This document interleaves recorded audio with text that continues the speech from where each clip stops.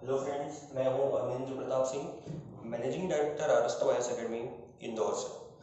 तो दोस्तों, दिनांक 29/11/2020 को अरस्तु आईएएस एकेडमी में मध्य प्रदेश का भूगोल नामक विषय पर प्रारंभिक परीक्षा की टेस्ट सीरीज का आयोजन किया गया था। उसी टेस्ट या उसी विषय का जो डिस्कशन क्लास है वो मैं आप तक पहुंचाने का प्रयास कर रहा हूं। इसी संबंध में पहला जो प्रारंभ के 50 क्वेश्चनों का डिस्कशन मैंने अपने पहली वीडियो में हम देख चुके हैं और अगले 50 क्वेश्चन का जो डिस्कशन होगा वो इस क्लास में किया जाएगा। ठीक है, तो चलिए बात करते हैं मध्य प्रदेश का इतिहास। जो क्वेश्चन पेपर था, क्वेश्चन नंबर 51 है कि मध्य प्रदेश में प्रागैतिहासिक शिलाचित्र कहां से पाए गए हैं। ठीक है, तो इस क्वेश्चन को अगर आप ध्यान से पढ़ेंगे तो लिखा हुआ है प्राग ऐतिहासिक शिलाचित्र। प्राग ऐतिहासिक काल, जब हम इतिहास को पढ़ते हैं तो काल विभाजन की दृष्टिकोण से हम इतिहास को 3 भागों में बांट करके पढ़ते हैं। पहला है आपका प्राग ऐतिहासिक काल, दूसरा है आद्य ऐतिहासिक काल और तीसरा पढ़ते हैं हम ऐतिहासिक काल। ठीक है, तो जो इतिहास का पहला काल है, मतलब जो सर्वाधिक प्राचीन है, जब भारत पर, जब पूरे इस विश्व पर मानवों का पदार्पण हुआ, तब से ये आपका प्रागैतिहासिक काल शुरू होता है। तो प्रागैतिहासिक काल के शिलाचित्रों को बताना है कि कहां से प्राप्त हुए हैं। ऑप्शन है आपके सामने बाघ की गुफाएं, दूसरा ऑप्शन है उदयगिरी की गुफाएं, तीसरा है सोनगिरी और चौथा है भीमबेटका। तो जब आप मध्य प्रदेश का इतिहास पढ़ते हैं तो वहां पर आपको इसका उत्तर मिल जाता है कि प्रागैतिहासिक काल के शिलाचित्र हमें जो है तो वो हमें भीमबेटका की गुफाओं से प्राप्त होते हैं। ठीक है, जैसे इस क्वेश्चन का राइट आंसर होगा ऑप्शन नंबर डी, भीमबेटका। ठीक है, अब इसी में थोड़ा जो ऑप्शन है आपकी, जो जिसमें है बाघ की गुफाएं, तो हम पिछले प्रीवियस डिस्कशन में हम इस पर बात कर चुके हैं। बाघ की गुफाएं कहाँ पर है, वो मध्य प्रदेश के धार जिले में है। उदयगिरी की गुफाएं, उदयगिरी की गुफाएं कहाँ पर है, मध्य प्रदेश के विदिशा जिले में। मारा की गुफाएं कहाँ है, तो ये है मध्य प्रदेश के सिंगरौली जिले में। और सोनागिरी, सोनागिरी एक जैनों का तीर्थ स्थल है जो कि मध्य प्रदेश के दतिया जिले में है। ठीक है, तो इसका राइट आंसर भीमबेटका होगा इस क्वेश्चन का। फिर क्वेश्चन नंबर 52, धंगदेव किस वंश का शासक था।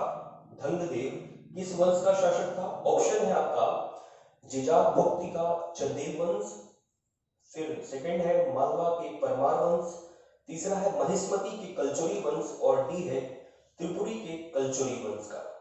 तो इसका जो राइट आंसर होगा, धंगदेव जिजाक भुक्ति के चंदेल वंश के शासक थे। ये यशोवर्मन के पुत्र थे।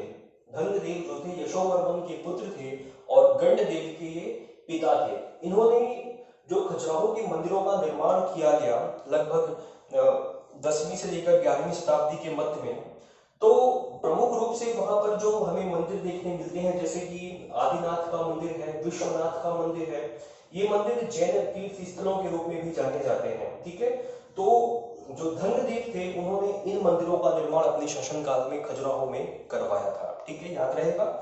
धंगदेव जो थे वो जिजाक भुक्ति के चंदेल वंश के शासक थे, जिन्होंने खजुराहो में विश्वनाथ मंदिर और आदिनाथ मंदिर आदि का निर्माण करवाया था। और तदुपरांत जब इनका जीवन का अंतिम समय चल रहा था तो इन्होंने जो है संगम पर जाकर के गंगा और यमुना नदी के संगम पर इन्होंने जल समाधि ले ली थी। ठीक है,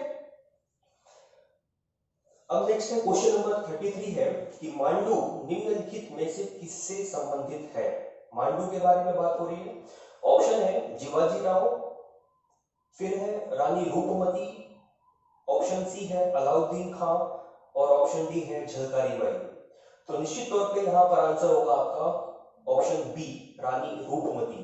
ठीक है, आगे हम पढ़ेंगे अभी कि बाज बहादुर और रानी रूपमती की प्रणय गाथाओं का ये प्रतीक है मांडू का किला, जो कि रानी रूपमती जो है और बाज बहादुर जो है ये मालवा के शासक रहे थे एक समय पर, लगभग 16वीं शताब्दी के आसपास, जब दिल्ली के मुगल शासक अकबर का शासन था। उसी समय पर उनके समकक्ष मालवा में जो है तो बाज बहादुर शासन कर रहे होते हैं। ठीक है, तो इनकी जो राजधानी थी वो मांडो थी। ठीक है, तो मांडो का संबंध किससे है, रानी रूपमती से।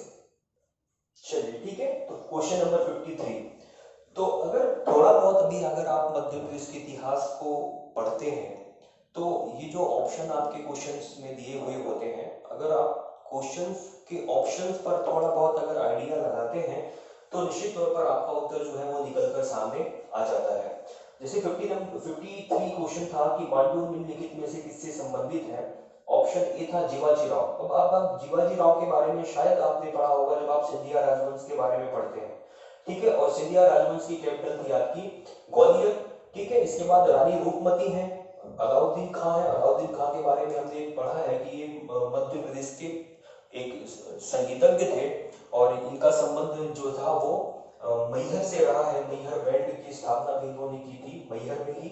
और झलकारी बाई का संबंध जो था रानी लक्ष्मीबाई से था, ठीक है। तो रानी रूपमती जो है यहाँ पर मांडू का संबंध रानी रूपमती से निकलकर सामने आ जाता है।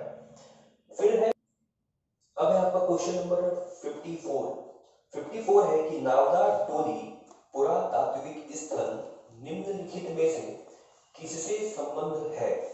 ऑप्शन है आपका ताम्र पाषाण कालीन संस्कृति से, क्वेश्चन ऑप्शन बी है लौह युगीन संस्कृति से, ऑप्शन सी है पाषाण संस्कृति से और ऑप्शन डी है वैदिक संस्कृति से, ठीक है। तो दोस्तों जब आप इतिहास के काल विभाजन को पढ़ते हैं कि प्राग ऐतिहासिक काल है, आदि ऐतिहासिक काल है और ऐतिहासिक काल है, ठीक है, तो आपको थोड़ा बहुत इनके बारे में भी नॉलेज होना चाहिए कि प्रागैतिहासिक काल किसे कहा जाता है, कि उस काल के इतिहास को प्रागैतिहासिक काल कहा जाता है जिसके विषय में जानने के हमारे पास किसी भी प्रकार के कोई लिखित प्रमाण उपलब्ध नहीं होते हैं, ठीक है। हम सिर्फ उस काल के इतिहास को उनके खुदाई के दौरान जो हमें वस्तुएं प्राप्त होती हैं उन्हीं वस्तुओं से हम उस काल की कार्बन डेटिंग के अनुसार उन वस्तुओं को का समय पता करते हैं कि ये किस काल की रही होंगी और उस आधार पर हम जो है उनका उल्लेख करते हैं।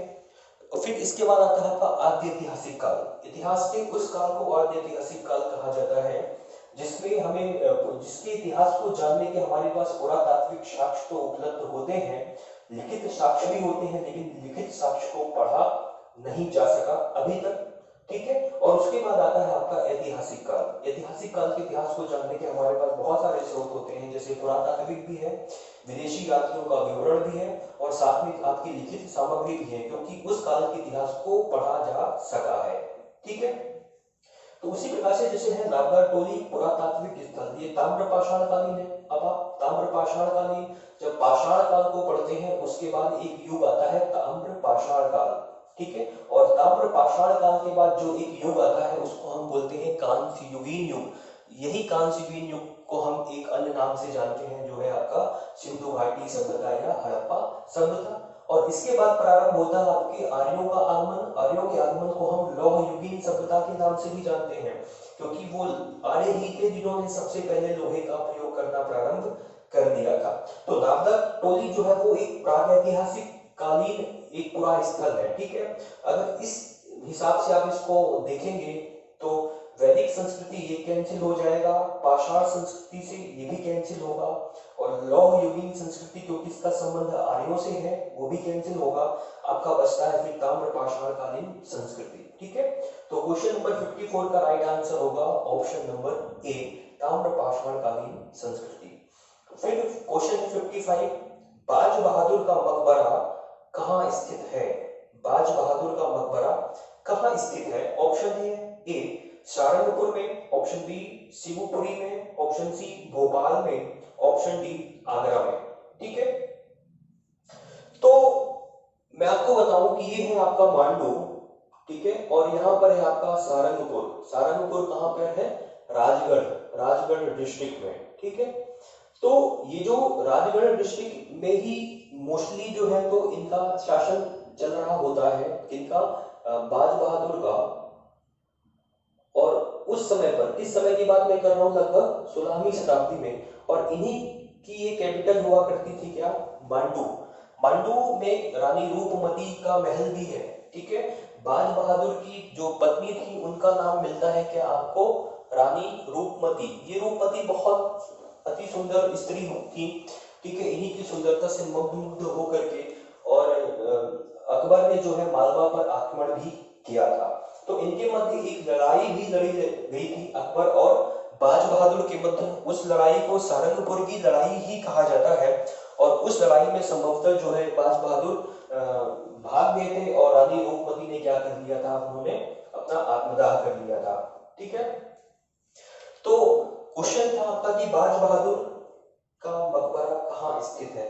तो इनका मकबरा कहाँ पर स्थित है, सारंगपुर में। सारंगपुर किस जिले में आता है, तो आंसर होगा आपका वो राजगढ़ डिस्ट्रिक्ट में आता है। कि अकबर और बाज बहादुर के मध्य जो लड़ाई लड़ी गई वो किस स्थान पर लड़ी गई, तो उसका भी आंसर क्या है, सारंगपुर में। ठीक है, बाज बहादुर की कैपिटल क्या थी, उनकी कैपिटल क्या थी, मांडू। उनकी पत्नी का क्या नाम था, उनकी पत्नी का नाम था रानी रूपमती। ठीक है, अब इसके बाद में क्वेश्चन नंबर 56 है कि छतरपुर जिले में उर्मिल नदी के तट पर चरण पादुका नरसंहार कब हुआ। ठीक है, छतरपुर जिले में उर्मिल नदी के किनारे, तो देखिए यहाँ पर आपको एक फैक्ट मिलता है कि उर्मिल नदी किस जिले में प्रवाहित होती है, तो आंसर होगा आपका मध्य प्रदेश के छतरपुर जिले में। ठीक है, उर्मिल नदी के तट पर चरण पादुका नरसंहार कब हुआ, ऑप्शन ए है 6 अप्रैल 1930, ऑप्शन बी है 8 मार्च 1923, ऑप्शन सी है 14 जनवरी 1931 और ऑप्शन डी है 14 जनवरी 1949। तो दोस्तों 14 जनवरी 1931 इसका राइट आंसर होगा। ठीक है, ऐसा क्यों, ऐसा इसलिए था क्योंकि ये जो दिन था, अब 1931 की बात हो रही है, कहने का मतलब उस समय पर भारत पे जो है सविनय अवज्ञा आंदोलन बहुत जोर शोर से चल रहा था।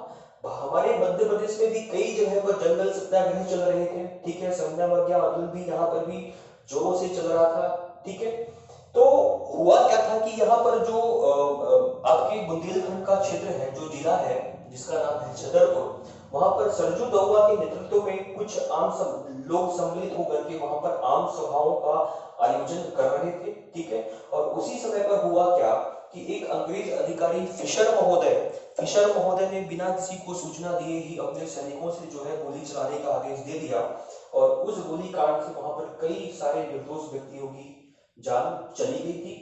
तब जो है इस घटना को जलियांवाला बाग हत्याकांड से जोड़ा जाने लगा और इसे मध्य प्रदेश का जलियांवाला बाग हत्याकांड या चरण पादुका नरसंहार के नाम से जाना जाने लगा। ठीक है, इसी के बाद हमने अभी जो पार्ट 1 में हमने जो डिस्कशन किया था वहां पर एक पंजाब में हत्याकांड के बारे में भी पढ़ा था। ठीक है, कि इसी का प्रत्युत्तर जो है हमें फिर पंजाब में हत्याकांड के रूप में मध्य प्रदेश के खंडवा जिले में देखने मिलता है, जहां पर एक अंग्रेज अधिकारी की गोली मार करके पंजाब में एक रेलगाड़ी थी उसमें उनकी हत्या कर दी जाती है। ठीक है, तो इसका ऑप्शन सी सही होगा क्वेश्चन नंबर 56 का। फिर आपका क्वेश्चन 57, बुंदेलखंड के पठार में वीर सिंह जुदेव द्वारा बनवाया गया सतखंड महल कहाँ है। ठीक है, अब मैंने आपको शायद पार्ट जब हमने पहला लेक्चर बनाया था तो वहां पर भी बताया था मैंने आपको कि दतिया में एक किला है जहां पर लिखा हुआ है न्याय मुकुट का हीरा है। उस किले का निर्माण किसने कराया था, वीर सिंह देव बुंदेला ने करवाया था। क्यों करवाया था, क्योंकि वीर सिंह बुंदेला जो है उसको दतिया की जागीर जहांगीर के थ्रू उनको प्राप्त हो चुकी थी। क्यों मिली थी उनको जागीर, क्योंकि वीर सिंह बुंदेला ने जहांगीर के कहने पर अकबर के सबसे विश्वास पात्र मित्र उनके अबुल फजल की हत्या कर दी थी। तो अबुल फजल की हत्या करने के उपरांत जहांगीर ने प्रसन्न होकर के वीर सिंह बुंदेला को दतिया की जागीर दे दी। जागीर मिलने के उपरांत वीर सिंह देव बुंदेला ने वहां पर वीर महल का निर्माण करवाया, साथ ही एक दतिया के किले का निर्माण करवाया और एक सतखंडा महल का निर्माण करवाया। ये तीनों महल जो है उन दोनों की मित्रता का प्रतीक मानी जाती है। ठीक है, कि वीर सिंह देव बुंदेला और जहांगीर की मित्रता का प्रतीक है ये तीनों चीजें। कौन कौन सी, आपका है वीर महल, वीर सिंह बुंदेला महल, दूसरा है दतिया का किला और तीसरा है सतखंडा महल। ठीक है, ये तीनों चीजें आपको ध्यान में रखनी है। तो सतखंडा महल कहां पर है, दतिया जिले में है। ओके, तो क्वेश्चन नंबर 57 का ऑप्शन है आपका बी दतिया। क्वेश्चन नंबर 58 है कि सन 1923 में झंडा सत्याग्रह किस शहर में शुरू हुआ। अब 1923 की बात हो रही है तो थोड़ा सा इतिहास के घटनाक्रमों को याद करें कि 1920 के उपरांत भारत भर में जो है महात्मा गांधी के नेतृत्व में असहयोग आंदोलन प्रारंभ किया गया था। ठीक है, और उसी आंदोलन की जो कुछ लपटें हैं वो भी हमारे मध्य प्रदेश में हमें देखने मिलती हैं। ठीक है, कि जो कांग्रेस कमेटी थी, कांग्रेस कमेटी ने क्या किया कि अंग्रेजों से उन्होंने विद्रोह करने का एक उनका अपना तरीका हुआ करता था। उन्होंने क्या किया कि जबलपुर में जो वहां का जो टाउन हॉल हुआ करता था, जबलपुर के टाउन हॉल में क्या किया, अंग्रेजी झंडा को उतार करके और कांग्रेस का झंडा उन्होंने वहां पर लगा करके अपना विरोध प्रदर्शन किया। और इसी उपरांत क्या हुआ, फिर अंग्रेज और क्रांतिकारियों के मध्य झड़प होती है और सुंदरलाल को गिरफ्तार करके, वो भी एक कांग्रेसी नेता होते हैं, सुंदरलाल को गिरफ्तार करके 6 माह की कारावास की सजा सुना दी जाती है। ठीक है, तो जो झंडा सत्याग्रह क्यों, क्योंकि मैंने अभी आपको बताया कि जबलपुर में के टाउन हॉल में क्या किया गया था कि अंग्रेजी झंडे को उतार करके और कांग्रेस का झंडा वहां पर लगाया गया था। तो मध्य प्रदेश के जबलपुर जिले से 1923 में जो है झंडा सत्याग्रह की शुरुआत होती है। ठीक है, तो ऑप्शन नंबर ए जबलपुर, क्वेश्चन नंबर 58 का ऑप्शन नंबर ए सही होगा। फिर है क्वेश्चन नंबर 59, मध्य प्रदेश में आर्यों का आगमन निम्नलिखित में से किसके नेतृत्व में हुआ था?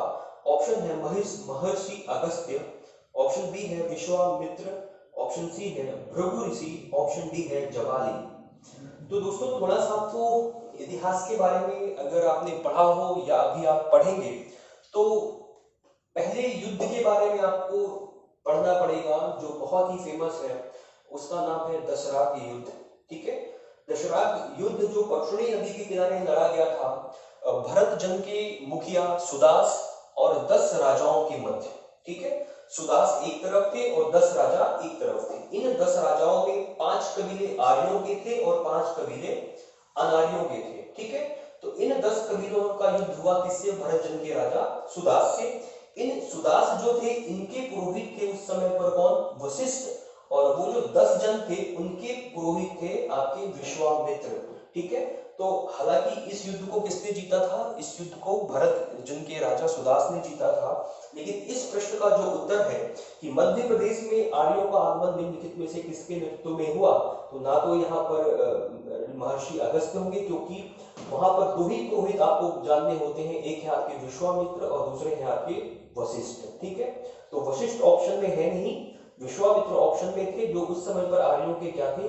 पुरोहित हुआ करते थे। तो निश्चित तौर पर ऑप्शन बी जो है आपका विश्वामित्र वो सही होगा। फिर क्वेश्चन नंबर 60 है कि मध्य प्रदेश में प्राचीन जिले व इनके वर्तमान नामों से संबंधित असत्य जोड़ी कौन सी है, इसकी आपको पहचान करनी है। ठीक है, तो ऑप्शन ए है वास, ग्वालियर। बिल्कुल, वास जो है ये ग्वालियर का प्राचीन नाम जो था वो वास मिलता है। और ऑप्शन बी है आपका कि अनूप, निमाड़। तो बिल्कुल जो निमाड़ का क्षेत्र है उसको प्राचीन काल में जो है अनूप के नाम से जाना जाता था। फिर ऑप्शन सी है त्रिपुरी, जबलपुर। बिल्कुल ये भी सही है, जबलपुर को प्रारंभ में त्रिपुरी के नाम से भी जाना जाता था। ऑप्शन डी है चेदी और गुना। तो ये ऑप्शन जो है ये डी ऑप्शन क्वेश्चन नंबर 60 का ये आपका गलत होगा। ठीक है, ये असत्य मिलान है, क्योंकि जो चेदी था, हमने जब महाजनपद काल हम पढ़ते हैं कि 16 महाजनपदों में से 2 महाजनपद जो है भारत मध्य प्रदेश की भूमि से संबंधित हैं, उनमें एक नाम मिलता है चेदी का और दूसरा नाम मिलता है अवंती का। इनका भूभाग बहुत बड़ा हुआ करता था।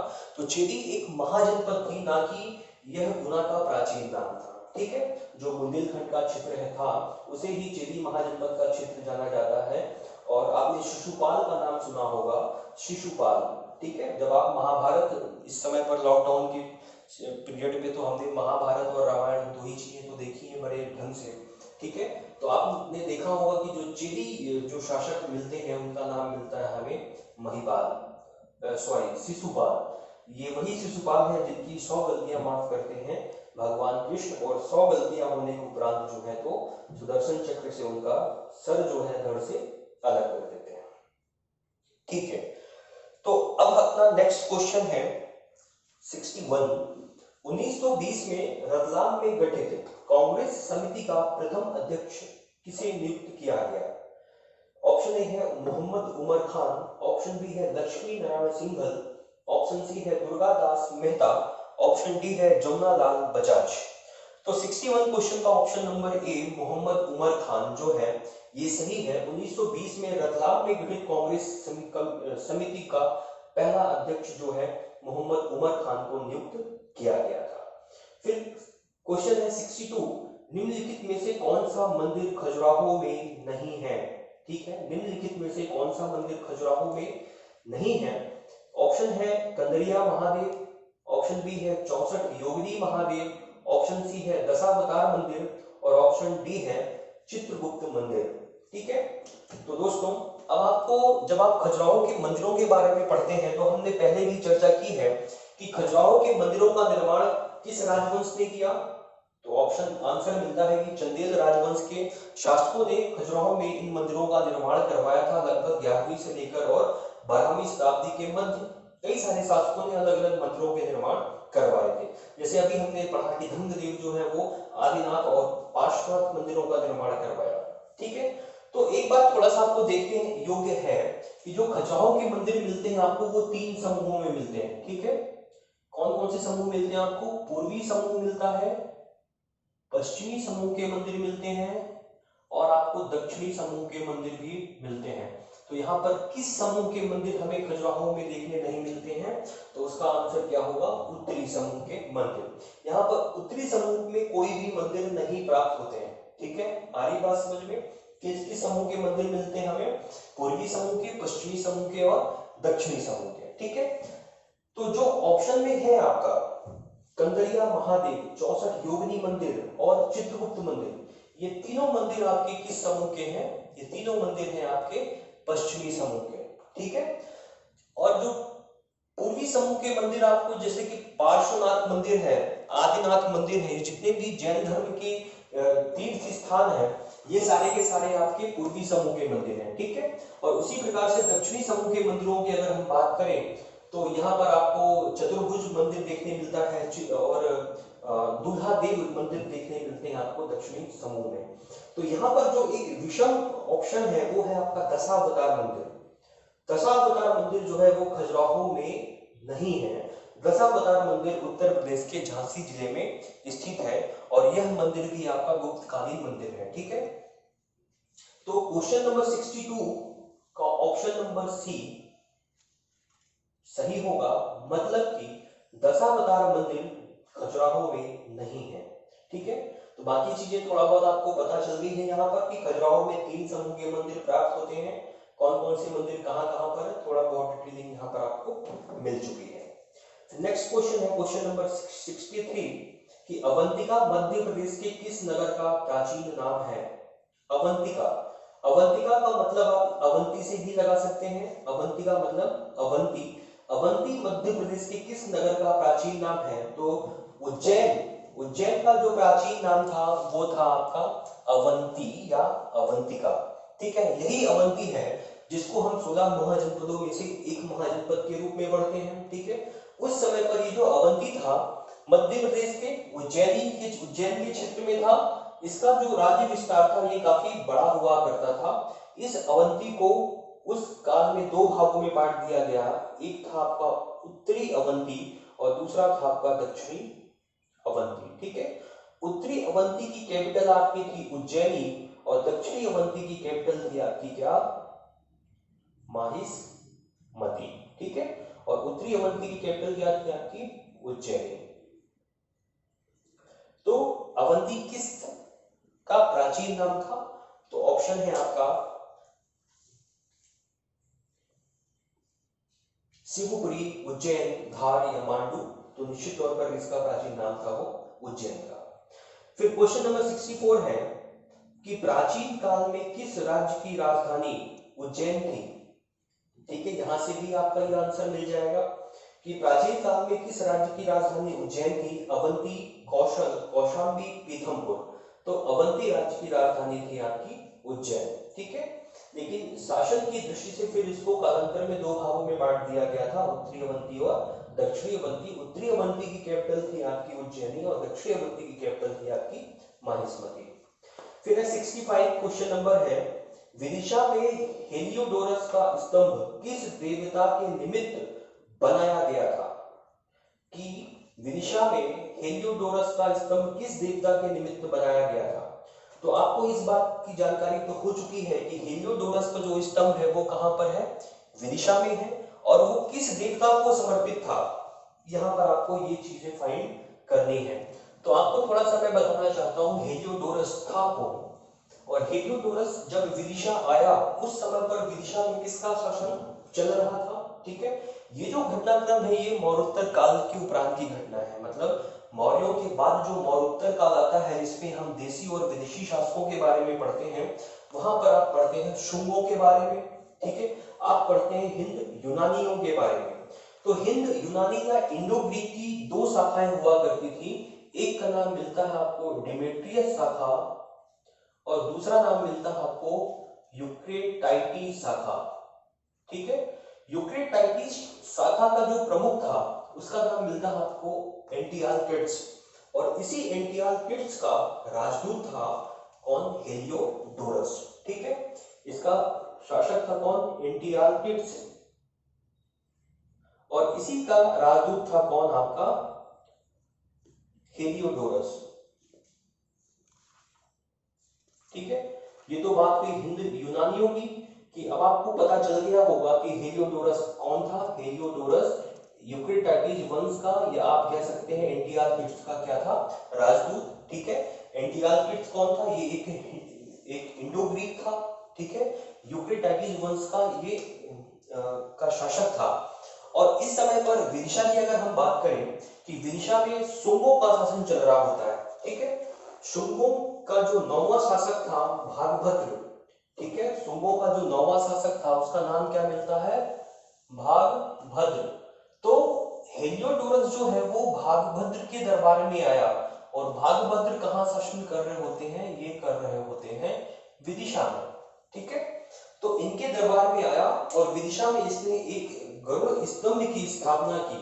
किसकी, गरुड़ स्तंभ। अब गरुड़ के नाम से आप जान सकते हैं, गरुड़ स्तंभ का मतलब है कि एक स्तंभ बना हुआ है और इसके ऊपर जो है एक गरुड़ की पक्षी की आकृति बनी हुई है, ठीक है।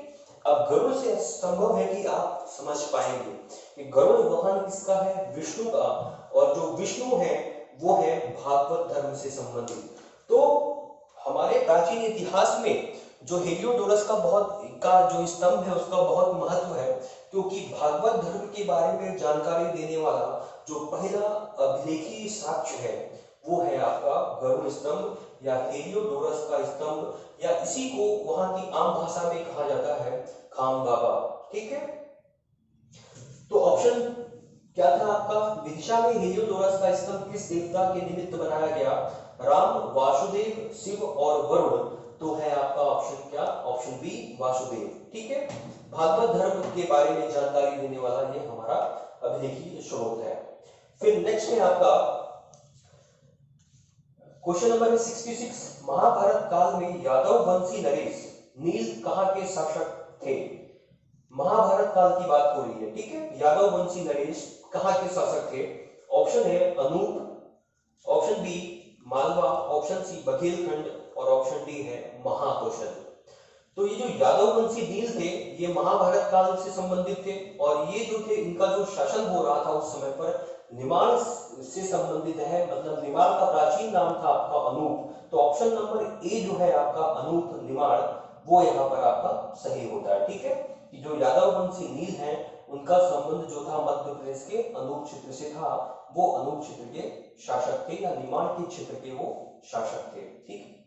इसी प्रकार 67 क्वेश्चन है आपका कि तिगवा किस जिले में स्थित है। तिगवा, तिगवा एक गुप्तकालीन मंदिर है, ठीक है। तिगवा क्या है, एक गुप्तकालीन मंदिर है जो कि मध्य प्रदेश के जबलपुर जिले से प्राप्त होता है, ठीक है। और ये जो तिगवा का मंदिर है इसको हम जानते हैं तिगवा का विष्णु मंदिर, मतलब यहाँ पर किसका मंदिर बना हुआ है, किस भगवान को समर्पित है, यहाँ पर विष्णु भगवान की प्रतिमा जो है वहां पर विराजमान है, और ये जो है मध्य प्रदेश के जबलपुर से इसका संबंध है, ठीक है। कि मध्य प्रदेश के जबलपुर में स्थित है तिगवा का विष्णु मंदिर, ठीक है, जो कि गुप्तकालीन है, ठीक है। यहाँ से 3-4 फैक्ट्स आपको मिल चुके हैं। तो ऑप्शन देख लेते हैं एक बार, जबलपुर में, इंदौर में, मुरैना में, ग्वालियर में, ठीक है। तो ऑप्शन के तहत अगर जाएं तो ऑप्शन नंबर ए जो है ये सही होगा।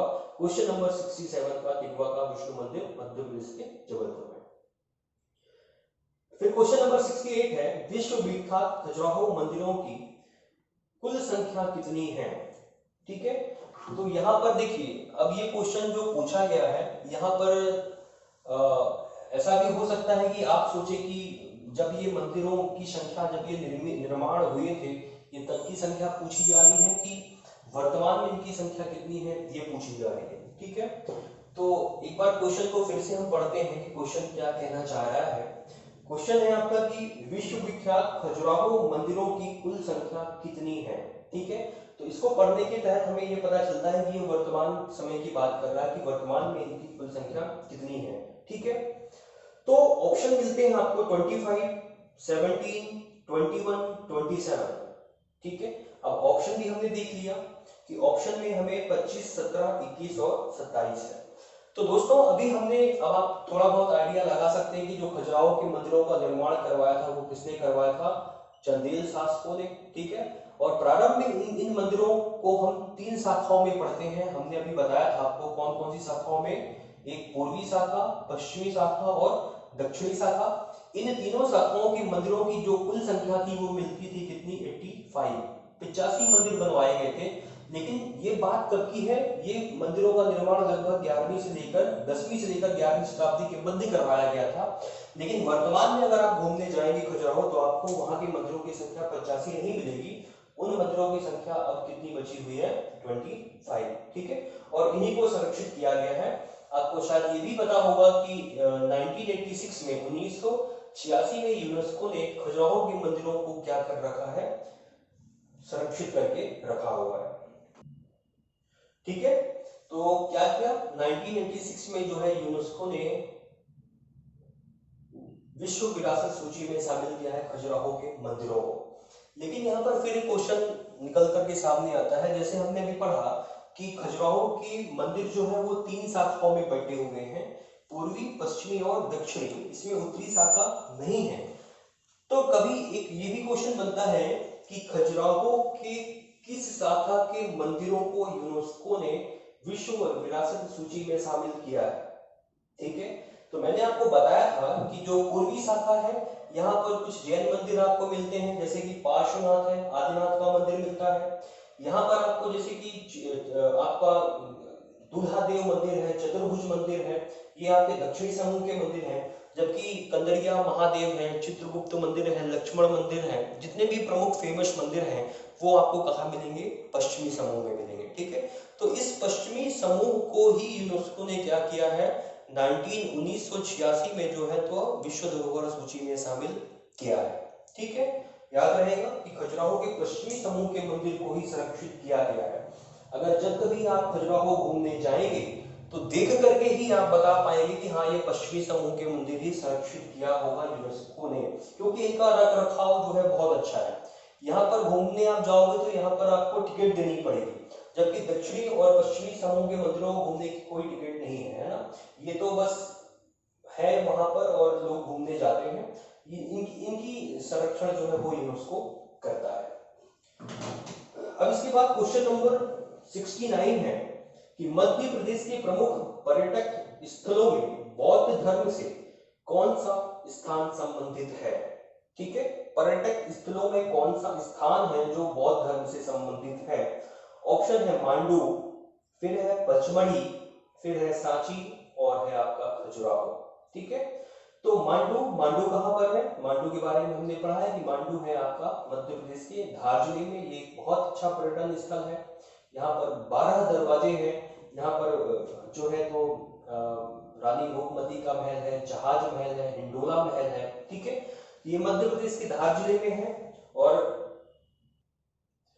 ठीक है, तो जो मांडू है आपका वो ऐतिहासिक दृष्टि से ये पुरातात्विक स्थल है, लेकिन यहाँ पर बौद्ध धर्म से संबंधित आपको कोई भी प्रतीक चिन्ह या मंदिर है या गुफा है, ऐसा कुछ भी आपको देखने नहीं मिलता है। फिर पचमढ़ी की बात करें, पचमढ़ी ये मध्य प्रदेश के होशंगाबाद जिले में स्थित है। ये भी हिल स्टेशन के रूप में जाना जाता है। यहाँ की भी प्राकृतिक सुंदरता बहुत अच्छी है, लेकिन यहाँ पर भी आपको जो है बौद्ध धर्म से संबंधित कोई ऐसा प्रमुख रूप से देखने नहीं मिलते हैं। तो पचमढ़ी भी ऑप्शन इसका जो है ये भी आंसर नहीं होगा। इसके बाद है आपका सांची।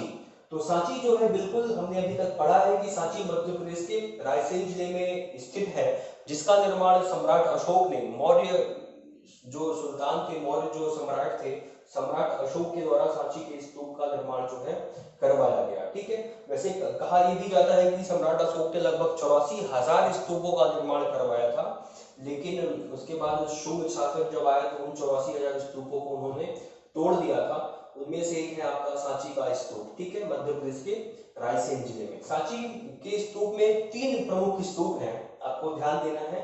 एक है आपका महास्तूप, जहां पर भगवान बुद्ध की अस्थि या उनके द्वारा प्रयोग की गई वस्तुएं रखी हैं।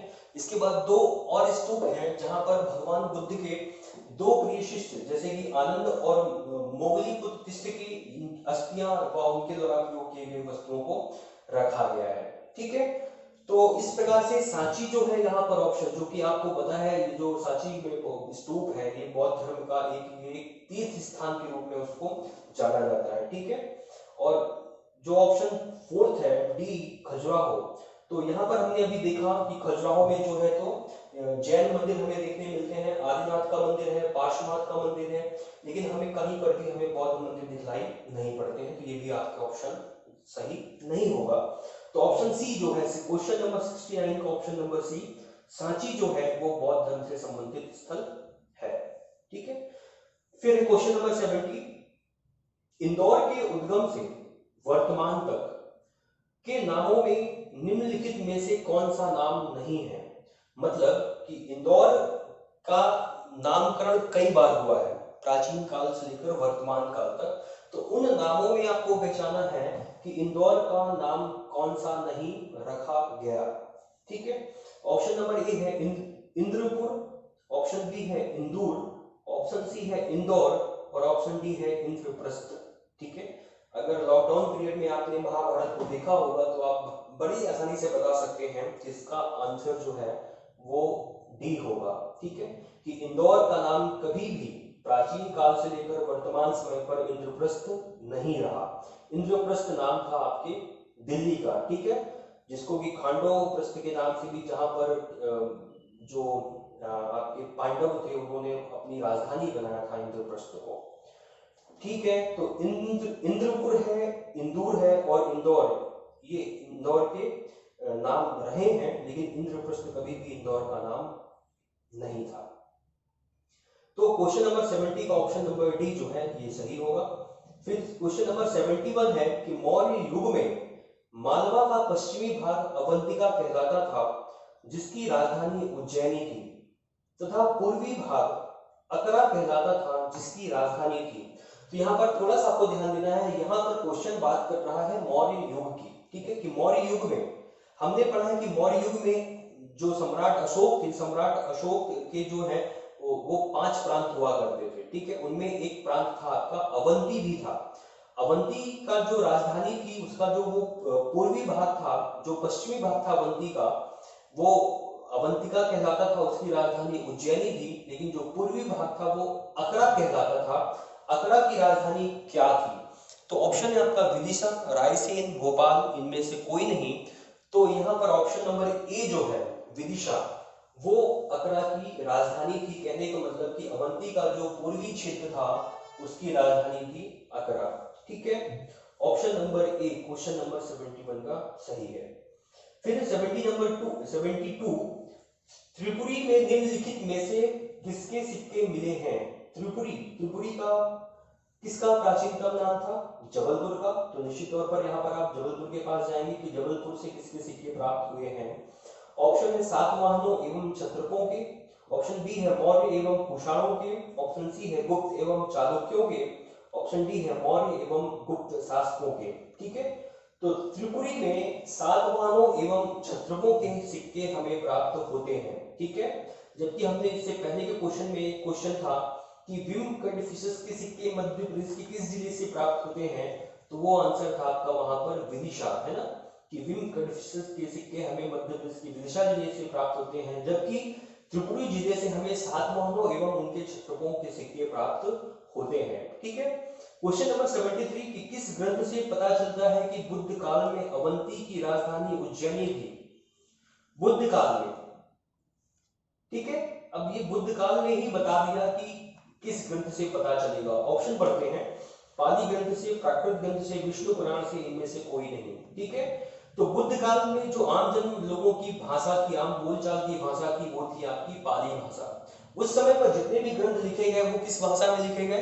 पाली ग्रंथ में लिखे गए। जबकि प्रकृत भाषा का प्रयोग जो है महावीर स्वामी, जो जैन धर्म के तीर्थंकर थे, उनके समय पर प्रकृत भाषा का प्रयोग किया जाता था। तो यहाँ पर पूछा है कि बुद्ध काल में अवंती की राजधानी उज्जैनी थी, ये किस ग्रंथ से पता चलता है? इसका आंसर निश्चित तौर पर होगा पाली ग्रंथ से। ठीक है, तो ऑप्शन नंबर ए जो है पाली ग्रंथ, ये यहाँ पर सही होगा। फिर 74 क्वेश्चन है कि मलिक मुगीस की मस्जिद कहाँ स्थित है?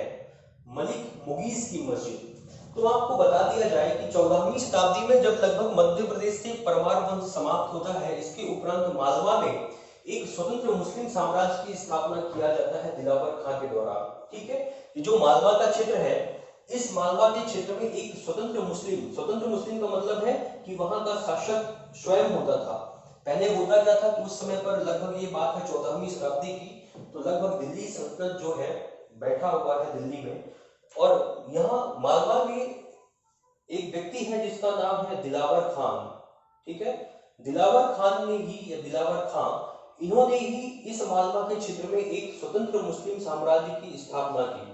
ठीक है, और तभी से ही यहाँ पर जो है आपको मस्जिदें, मकबरे, ये सारी चीजें आपको मांडू में देखने को मिलेंगी। ठीक है, मांडू और धार में ऐसा इसलिए क्योंकि दिलावर खान जब यहाँ पे मुस्लिम राज्य की स्थापना की, तो इन्होंने अपनी राजधानी किसको बनाया? धार को बनाया।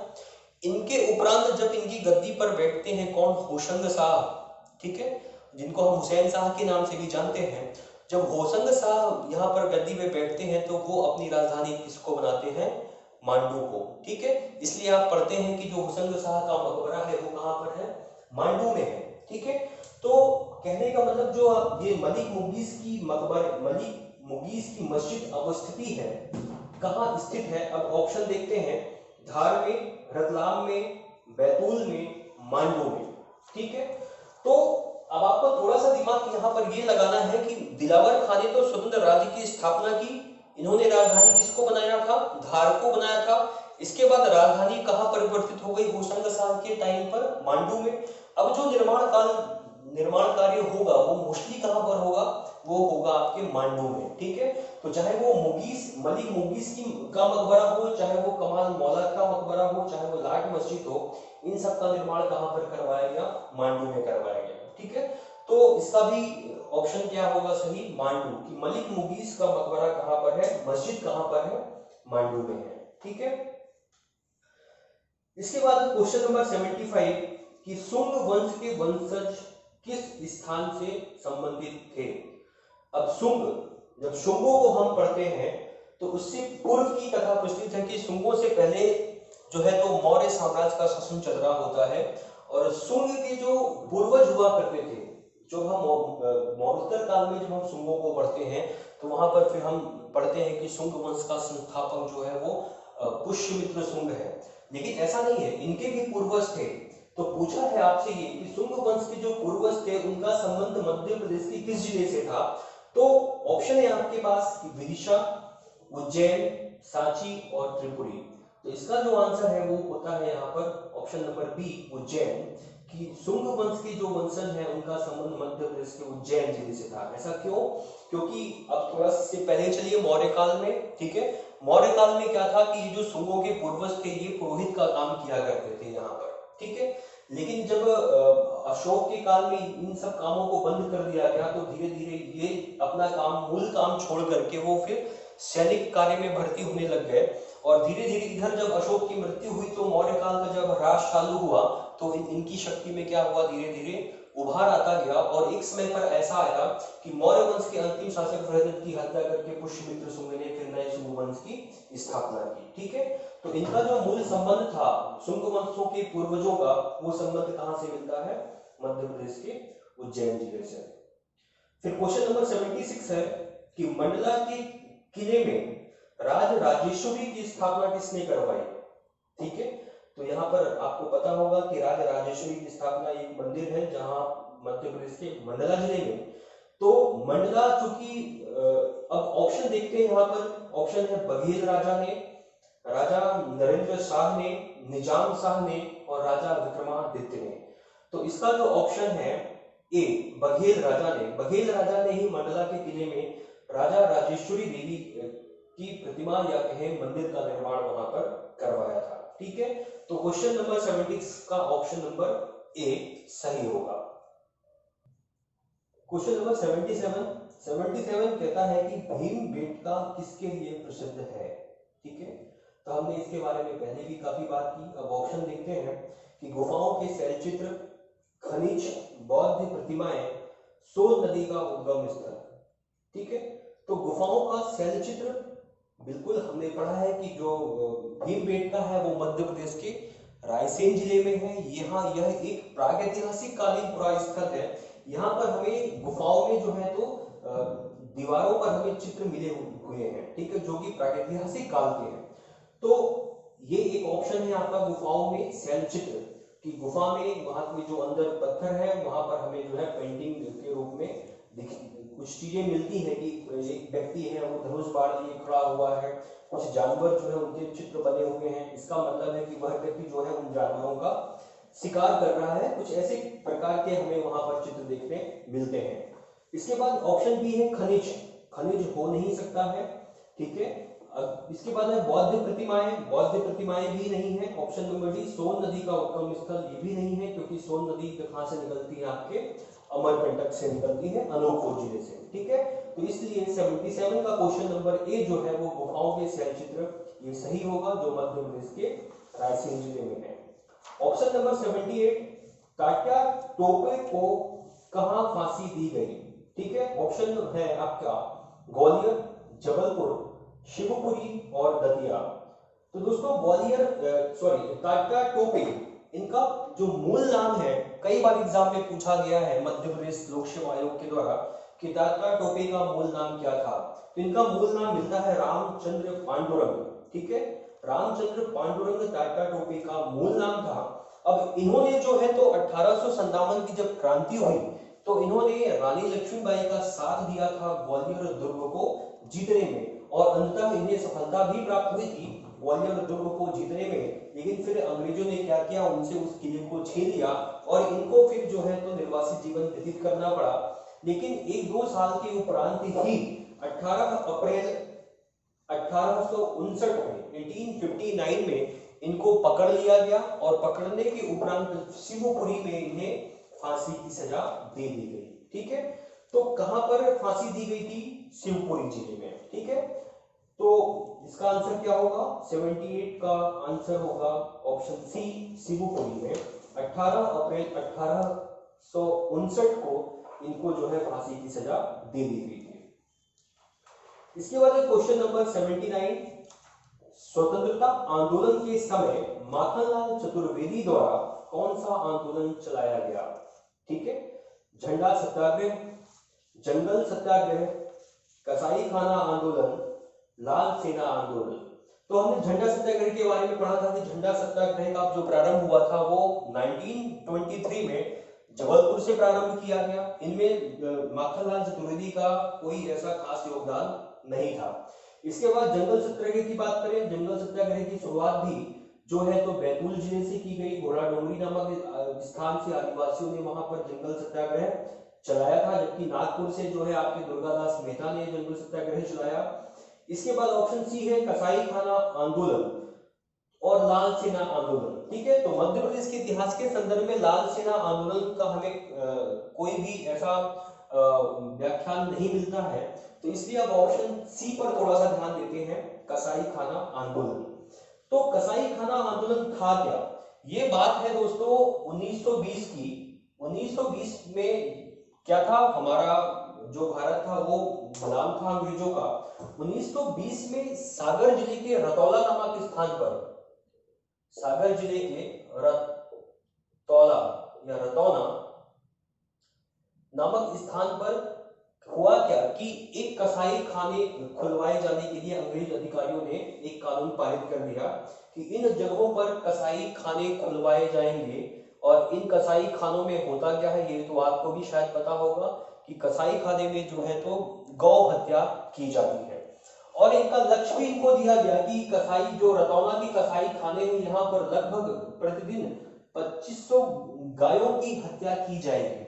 जब यह बात पता चलती है किसको, माखनलाल चतुर्वेदी को, तो वो अपनी पत्रिकाओं के माध्यम से, चूंकि वो कई सारी पत्रिकाओं से जुड़े हुए थे, तो उन्होंने कर्मवीर पत्रिका के माध्यम से इस मुद्दे को काफी व्यापक तरीके से उठाया, और उठाने के उपरांत फिर अंततः वहां पर एक मूवमेंट चल पड़ा कसाई खाना आंदोलन के नाम से, और अंततः अंग्रेजों को इनके समक्ष क्या हुआ, झुकना पड़ा और इसे बंद करना पड़ा। ठीक है, तो माखनलाल चतुर्वेदी का संबंध जो है कसाई खाने आंदोलन से था, जो 1920 में सागर के रतौना नामक स्थान पर प्रारंभ किया गया। इसके बाद है क्वेश्चन 80।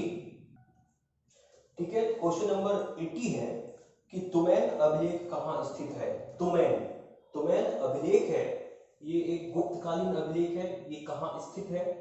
क्वेश्चन देखते हैं, दतिया, गुना, जबलपुर, विदिशा। ठीक है, तो आपको थोड़ा सा याद रखना है कि ये जो अभिलेख है, कौन सा, तुमैन जो अभिलेख है वो मध्य प्रदेश के गुना जिले से संबंधित है, गुना जिले में स्थित है। इसका जो संबंध है तुमैन अभिलेख का वो कुमारगुप्त से है। ठीक है, कुमारगुप्त को इस अभिलेख में जो है शरतकालीन सूर्य की भांति बतलाया गया है। ठीक है, बस और कुछ ऐसा हमें जानकारी प्राप्त नहीं होती है, लेकिन कुमारगुप्त एक गुप्त शासक है, गुप्तकालीन। ठीक है, तो गुप्तकालीन अभिलेख है आपका तुमैन अभिलेख, जो कहां पर मिला आपको, गुना जिले में। और इसमें क्या जानकारी मिलती है, इसमें कुमारगुप्त के बारे में कहा गया है, क्योंकि इन्हीं के टाइम का ये तुमैन अभिलेख है, तो इन्हीं की प्रशंसा ही होगी, है ना। तो कुमारगुप्त को शरतकालीन सूर्य की भांति बतलाया गया है तुमैन अभिलेख में, जो मध्य प्रदेश के गुना जिले में है। ठीक है, इसके बाद नेक्स्ट है आपका 1737 ईस्वी में, क्वेश्चन नंबर 81 है कि मध्य प्रदेश की नर्मदा नदी के तट पर मंधाता नगरी किसने बसाई थी। ठीक है, आपको पता होगा मंधाता नगरी है, मंधाता नगरी किसने बसाई थी जो नर्मदा नदी के तट पर है। ऑप्शन है मुचकुंद ने, फिर है ऑप्शन मंधात ने, ऑप्शन है महिष्मत ने, ऑप्शन है कीर्तवीर्य अर्जुन ने। तो आपको बताते हैं कि जो ऑप्शन है इसमें ऑप्शन नंबर ए, जिसमें नाम मिलता है आपको मुचकुंद। ठीक है, तो इस समय पर यहां पर जो था इक्ष्वाकु वंश के शासकों का शासन चल रहा होता है, इक्ष्वाकु वंश के, और इन्हीं शासकों में एक शासक थे अपने मुचकुंद। मुचकुंद ने क्या किया था कि अपने जो पूर्वज थे, इनके जो पूर्वज थे, इनका नाम था क्या, मंधात। तो इन्हीं मंधात अपने पूर्वजों के नाम पर ही उस नगरी का नामकरण क्या कर दिया, मंधाता कर दिया। ठीक है, जो कि नर्मदा नदी के तट पर है। तो याद रहेगा कि जो इक्ष्वाकु वंश के शासक थे कौन, मुचकुंद ने ही अपने पूर्वजों के नाम, पूर्वज के नाम क्या था उनका, मंधात, इन्हीं के नाम पर क्या किया, मंधाता नगरी का नामकरण किया। हालांकि ऑप्शन बी में लिखा भी है मंधात, लेकिन मंधात ने नामकरण मंधाता का नहीं किया। किसने किया था, मुचकुंद ने अपने पूर्वज मंधात के नाम पर मंधाता नगरी का नाम रखा। फिर है ऑप्शन क्वेश्चन नंबर 82 है 1737 ईस्वी में भोपाल के युद्ध में पेशवा बाजीराव और हैदराबाद के निजाम के मध्य कौन सी संधि हुई थी। ठीक है, अब आप देखिए हैदराबाद कहां पर है और मराठा कहां पर थे और भोपाल कहां पर है ना। आपको पता है भोपाल मध्य प्रदेश के की राजधानी है, यहाँ पर मध्य में लगभग आपका भोपाल है। ठीक है, और हैदराबाद जाकर जाते हैं आप तो आपको आंध्र प्रदेश के क्षेत्र में पड़ता है। ठीक है, तो वहां पर निजामशाही चल रही होती है, निजामों का शासन था। तो होता क्या है कि इन दोनों के मध्य, हैदराबाद के निजाम और मराठाओं के मध्य जो है भोपाल में जो है, तो एक भोपाल के निकट ही होता है, एक युद्ध होता है जिसमें मराठों की जीत हो जाती है। ठीक है, और इस जीत के उपरांत इन दोनों के मध्य एक संधि होती है। इस संधि को किस नाम से जाना जाता है। अब ऑप्शन पढ़ते हैं, पुरंदर की संधि, बसई की संधि, संगोला की संधि और दौरा सराय की संधि। तो निश्चित तौर पर जो पुरंदर की संधि है, पुरंदर की संधि तो हम पढ़ते हैं शिवाजी के शासनकाल में हुई थी। ठीक है, शिवाजी और जयसिंह के मध्य हुई थी पुरंदर की संधि। इसी प्रकार से बसई और संगोला की संधि है जो कि मराठों और अंग्रेजों के मध्य होती है।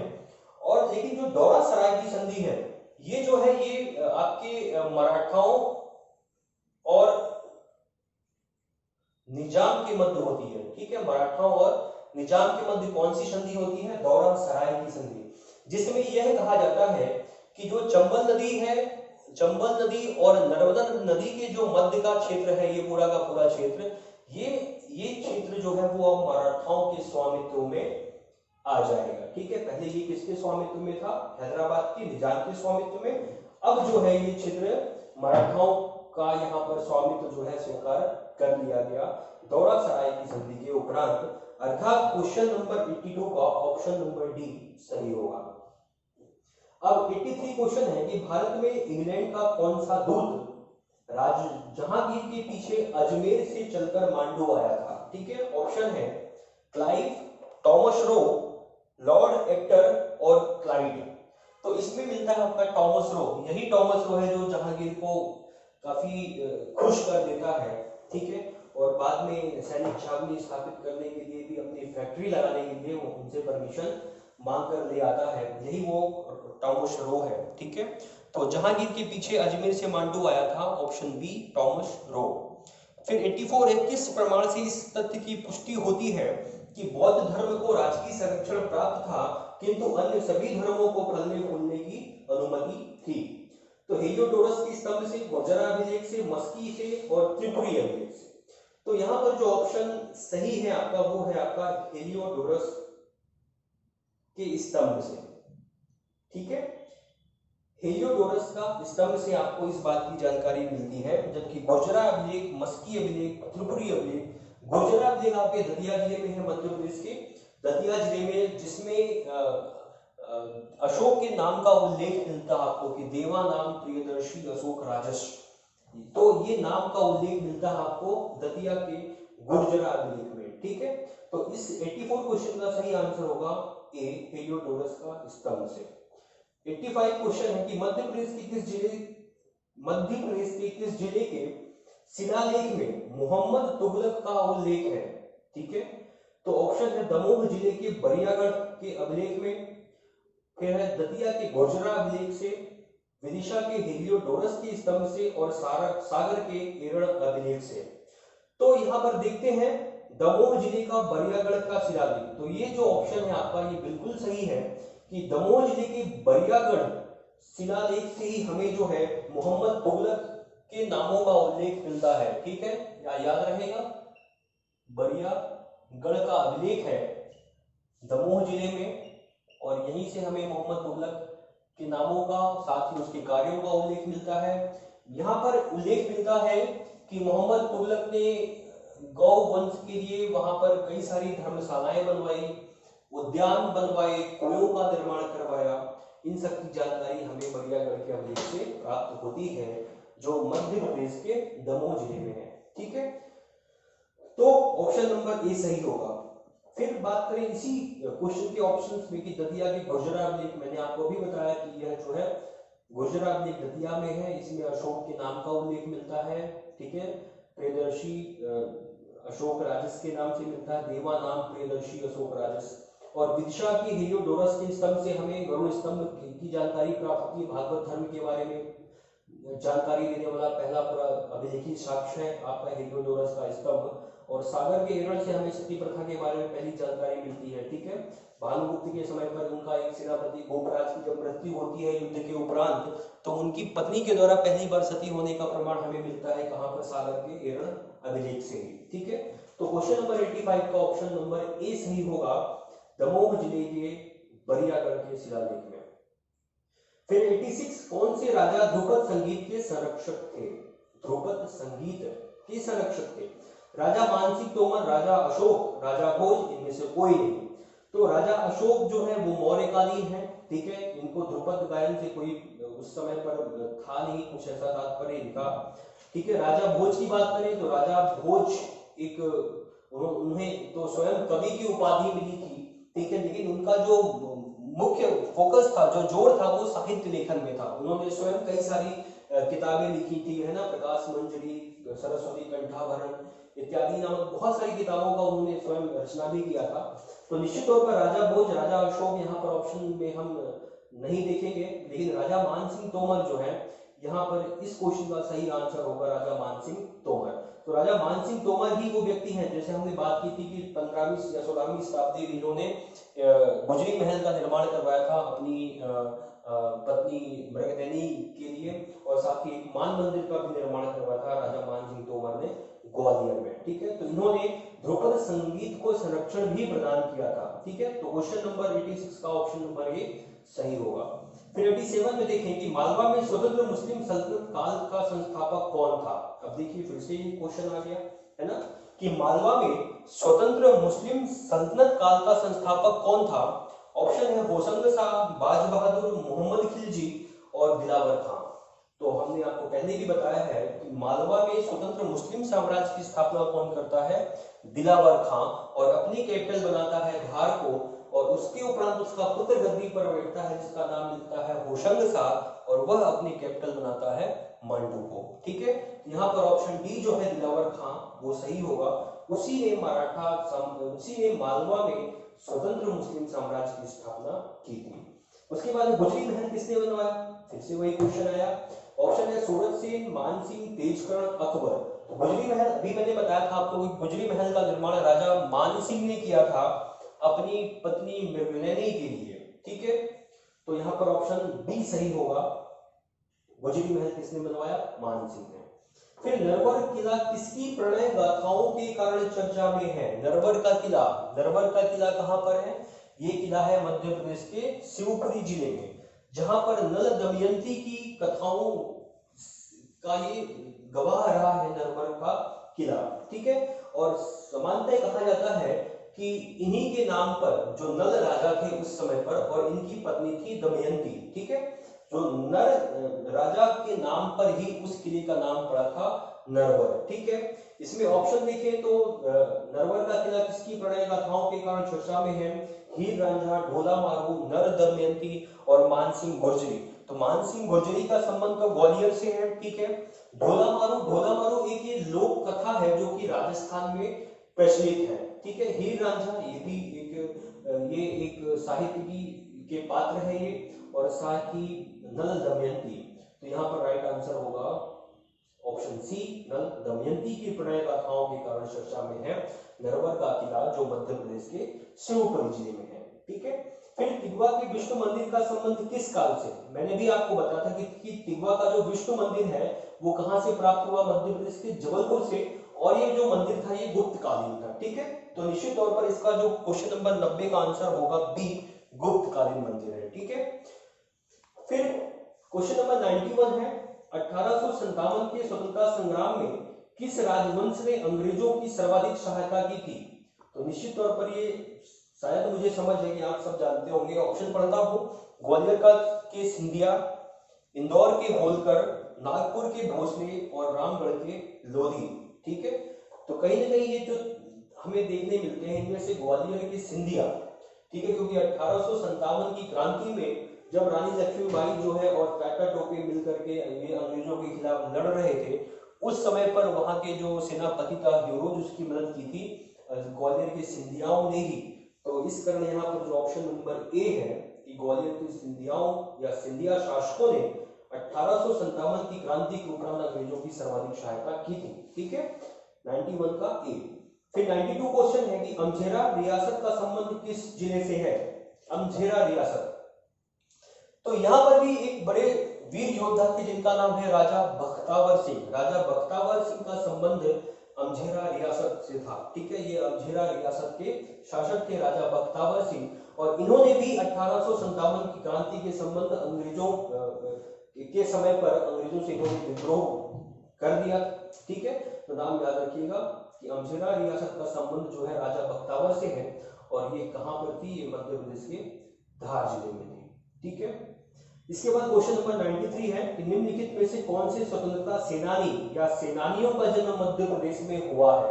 ऑप्शन ए है टंट्या भील, ऑप्शन बी है चंद्रशेखर, ऑप्शन सी है उपयुक्त दोनों का, और ऑप्शन डी है इनमें से कोई नहीं। तो मैं आपको बताना चाहूंगी जननायक टंट्या भील का जन्म मध्य प्रदेश के पश्चिमी निमाड़ के विरी नामक ग्राम में हुआ था।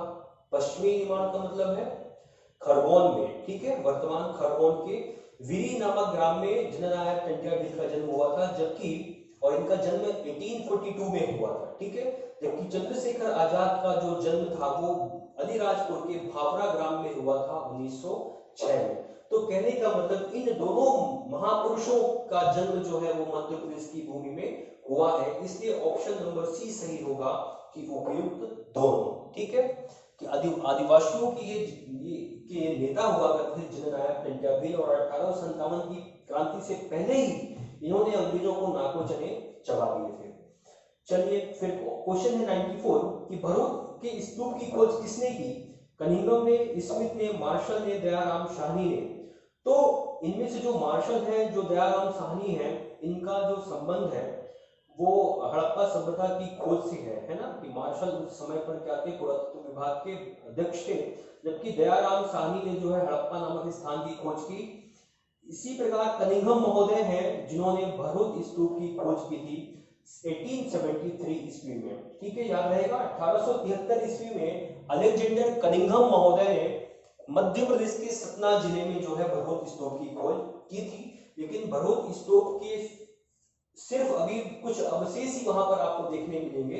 इसका जो स्क्रप्चर है, मतलब इसका जो अवसंरचना थी, ये अब जो है आपको कलकत्ता के म्यूजियम में देखने को मिलती है वहां पर। ठीक है, वहां उसको संरक्षित करके रखा गया है। फिर क्वेश्चन नंबर 95 है, महाराजा विक्रमादित्य की राजधानी निम्नलिखित में से किस नगर में स्थित थी? ऑप्शन है ग्वालियर, भोपाल, उज्जैन और धार। ठीक है, तो महाराजा विक्रमादित्य, अब महाराजा विक्रमादित्य की बात हो रही है यहाँ पर, आपको पता होना चाहिए कि ये वही महाराजा विक्रमादित्य हैं जो भृतहरि के भाई थे। भृतहरि के बारे में हम पढ़ते हैं मध्य प्रदेश में, जब हम साहित्य के बारे में पढ़ते हैं तो भृतहरि को एक हम कवि के रूप में पढ़ते हैं जिन्होंने त्रिशतक की रचना की थी, जिनमें से आप पढ़ते हैं श्रृंगार शतक, आप पढ़ते हैं नीति शतक और आप पढ़ते हैं वैराग्य शतक। ठीक है, इनके पिता का जो नाम था वो था गर्दभिल। तो गर्दभिल की दो संतानें थी, गर्दभिल इनकी दो संतानें थी, एक था आपका भृतहरि और दूसरा था आपका विक्रमादित्य। ठीक है, तो जब राजपाट से मोह भंग होता है भृतहरि का, तो राजपाट किसको दिया जाता है? उनके छोटे भाई विक्रमादित्य को। और विक्रमादित्य उस समय पर प्रतापी शासक हुआ करते थे अवंती क्षेत्र में। ठीक है, और कहा जाता है कि इन्होंने ही जब शाकों को पराजित करने के उपरांत जो है विक्रम संवत की शुरुआत की थी। विक्रम संवत की शुरुआत मानी जाती है 57 बीसी से 57 ईसा पूर्व में जो है विक्रम संवत की शुरुआत की गई थी विक्रमादित्य के द्वारा, जब इन्होंने शकों को पराजित किया था। और भारतीय इतिहास में अभी तक लगभग 14 शासकों ने इनके नाम का उल्लेख अपने नाम के साथ जोड़ा है। जैसे मैं बात करूं, हम पढ़ते हैं चंद्रगुप्त द्वितीय के बारे में, उसको उसका जो नाम मिलता हमें चंद्रगुप्त द्वितीय विक्रमादित्य, तो उसका नाम विक्रमादित्य नहीं था, उसने इन विक्रमादित्य की उपाधि को धारण किया था।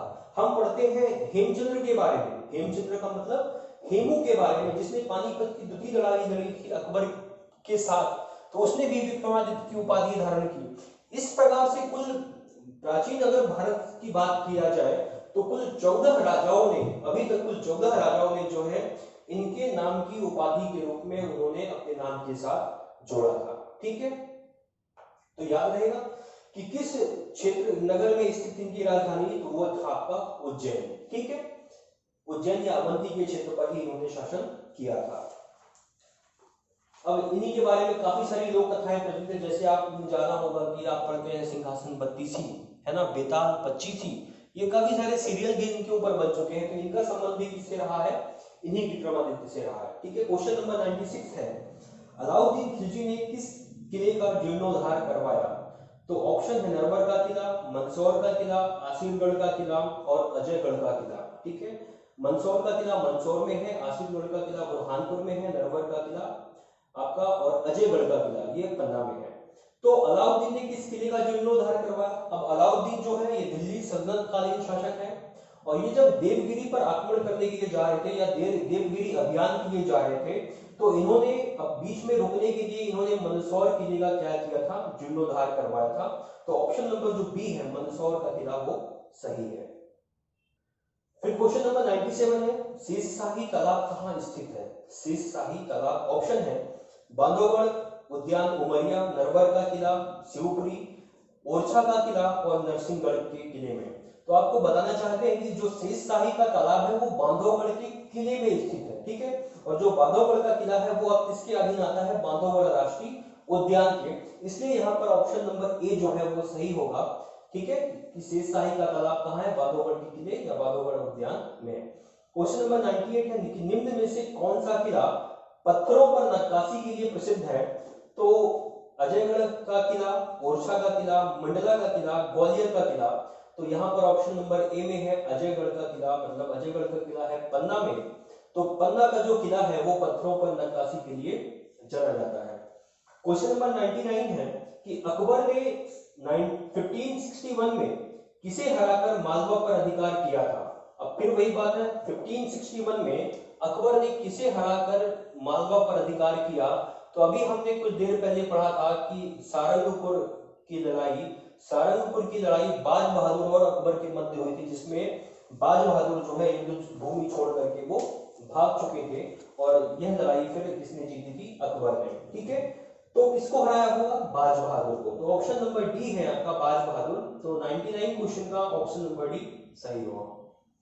फिर 100 क्वेश्चन है 100वां कि 1939 में द्वितीय विश्व युद्ध आरंभ हो जाने पर कहां से महात्मा गांधी ने अवज्ञा आंदोलन की शुरुआत की। हालांकि ये क्वेश्चन रिपीटेड है, 2 बार आया हुआ है इस पेपर में।